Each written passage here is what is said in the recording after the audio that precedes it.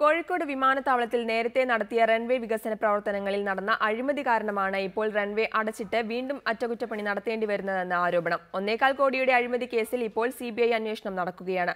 അതേസമയം റൺവേ അടച്ചിടുന്നതിനെതിരെ പ്രക്ഷോഭവുമായി മലബാർ ചേംബർ ഓഫ് കൊമേഴ്സ് രംഗത്തെത്തി. 2008 നടന്ന കരിപ്പൂരിലെ റൺവേ നവീകരണ പ്രവർത്തനങ്ങളിൽ 1.25 കോടി രൂപയുടെ അഴിമതി നടത്തിയതായി CBI കണ്ടെത്തിയിരുന്നു.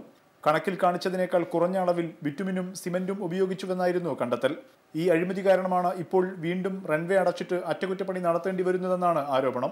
കോടിക്കണക്കിന് രൂപ ചെലവഴിച്ചിട്ട് റൺവേ വികസിപ്പിക്കുന്ന കാര്യത്തിൽ വന്ന അപാകത കൊണ്ട് തന്നെയാണ് ഇന്നും നമുക്ക് അവിടെ പോയാൽ കാണാം അതിൽ വന്ന തെറ്റുകുറ്റങ്ങളൊക്കെ ഇന്നും അവിടെ നിലനിൽക്കുക.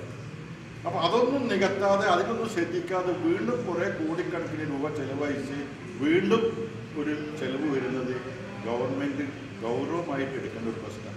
മെയ് 1 മുതൽ 6 മാസത്തേക്ക് അടച്ചിടുമെന്നാണ് ഔദ്യോഗികമായ അറിയിപ്പ്.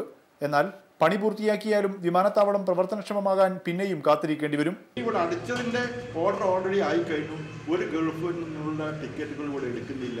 വീണ്ടും അവർ രണ്ടാമതൊരു ടിക്കറ്റ് കൊടുക്കുകയും ഇവിടെ ഇറങ്ങണം എന്നുള്ള ഒരു അവസ്ഥ വന്നാൽ ഒരു കൊല്ലം പിന്നീട്.